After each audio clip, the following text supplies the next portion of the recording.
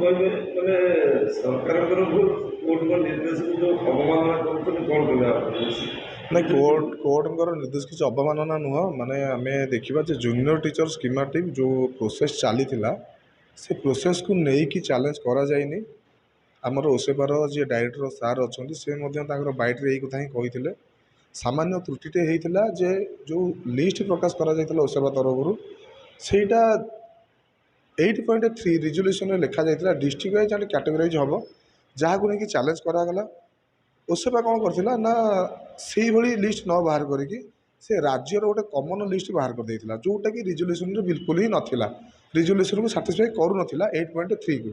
ତ ତାକୁ ନେଇକି ଆମର ହାଇକୋର୍ଟରେ କେସ୍ ହେଇଥିଲା, ପିଟିସନରମାନେ କେସ୍ କରିଥିଲେ ଏବଂ ପାଖାପାଖି 1.5 ମାସ ପରେ ତା'ର ରାୟ ଆସିଲା। ରାୟରେ ଆମେ ସମସ୍ତେ ସନ୍ତୁଷ୍ଟ ଅଛୁ। ଆମେ ଜାଣିଛୁ ଯେ ଆମର ପ୍ରିୟ ମୁଖ୍ୟମନ୍ତ୍ରୀ ଚାହୁଁଛନ୍ତି ଓଡ଼ିଶାରେ ପାଖାପାଖି 44 ଲକ୍ଷ ପିଲା ଏବେ ଏଲିମେଣ୍ଟାରୀ ସ୍କୁଲରେ ପଢ଼ୁଛନ୍ତି, ମାନେ ପ୍ରାଥମିକ ଏବଂ ଆମର ଯେଉଁଟା ଅଛି ମାଧ୍ୟମିକ ସ୍କୁଲରେ ପଢ଼ୁଛନ୍ତି। ତେଣୁକରି କେମିତି ସେଠି ଏଇ ଯେଉଁ ଶିକ୍ଷକ ନିୟୋଜନ ହୋଇପାରିବେ ଟୋଟାଲ୍ 20,000, ତାକୁ ନେଇକି ସେମାନେ ରିକ୍ରୁଟମେଣ୍ଟ ପ୍ରୋସେସ୍ ଷ୍ଟାର୍ଟ କରିଥିଲେ। ଆଉ ଆମେ ଚାହୁଁଛୁ ଯେ ଯେହେତୁ ଓସେବା ତରଫରୁ ଗୋଟେ ଏଆଇ ପିଟିସନ୍ ମଧ୍ୟ ଏଇଆ କରାଯାଇଥିଲା, ତୁରନ୍ତ ଏଇ ଷ୍ଟେ ଅର୍ଡ଼ର ଉଠୁ କିମ୍ବା ରାୟ ଆସୁ ଏବଂ ଯଥାଶୀଘ୍ର ସେମାନେ 20,000 ଶିକ୍ଷକମାନଙ୍କୁ ନିଯୁକ୍ତି କରିବେ।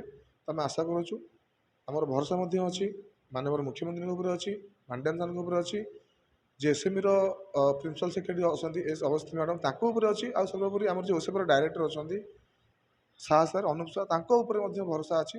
ସେମାନେ କୋର୍ଟର ବର୍ଡିକ୍ ଆସିଲା ପରେ ଏ ପ୍ରୋସେସ୍କୁ ବହୁତ ଜଲ୍ଦି ଆଗକୁ ନେବେ।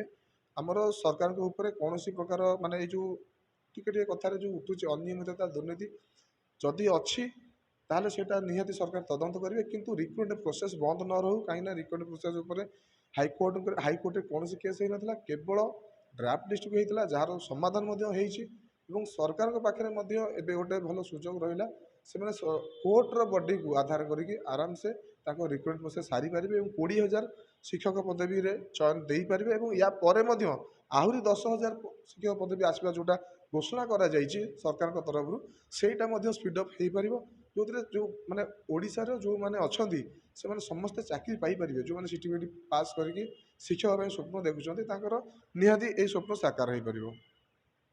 ଆଜ୍ଞା, ଶିକ୍ଷା ବିଭାଗର ଗୋଟେ ବଡ଼ ଭୁଲ, ଗୋଟେ ବାହାଲ ମାଣ୍ଡା ବୋଲି ଗୋଟେ ପରୀକ୍ଷା ଦେଇଥିଲା, ପିତାଙ୍କ ନାଁ ବାହାଲ ମାଣ୍ଡା ପୁର, ତା ଉପରେ କ'ଣ ରହିବ?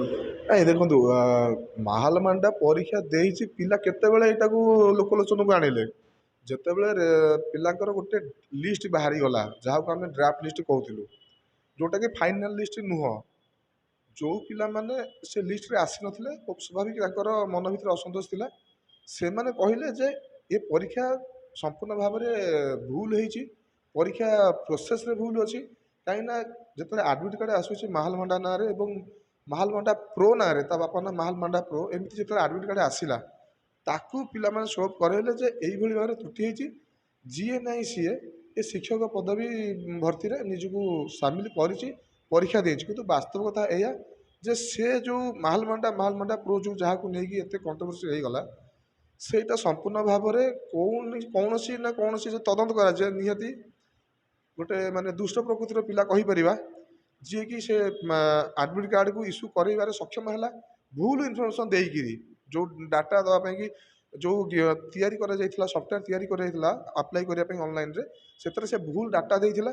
ଯେହେତୁ ମାନେ ଗଭର୍ଣ୍ଣମେଣ୍ଟ ଚାହୁଁଥିଲା ଯେ ପ୍ରୋସେସ୍ଟା ସୁରୁଖୁରୁରେ ହେଉ ବୋଲି, ଆଉ ଜେନ୍ୟୁନ୍ ପିଲାମାନେ ସେଠି ଆପ୍ଲାଏ କରନ୍ତୁ, ଚାକିରି ପାଆନ୍ତୁ, ପରୀକ୍ଷା ଦିଅନ୍ତୁ, ସେଥିପାଇଁ ସେଇଟା ସମ୍ପୂର୍ଣ୍ଣ ଭାବରେ କେବଳ ସିଗ୍ନେଚର୍ ଆଉ ଫଟୋ ସ୍କାନ୍ ମାଗୁଥିଲା, ଆଉ କୌଣସି ସେମିତି ଭ୍ୟାଲିଡି ପ୍ରୁଫ୍ ଡକୁମେଣ୍ଟ ମାଗୁନଥିଲା।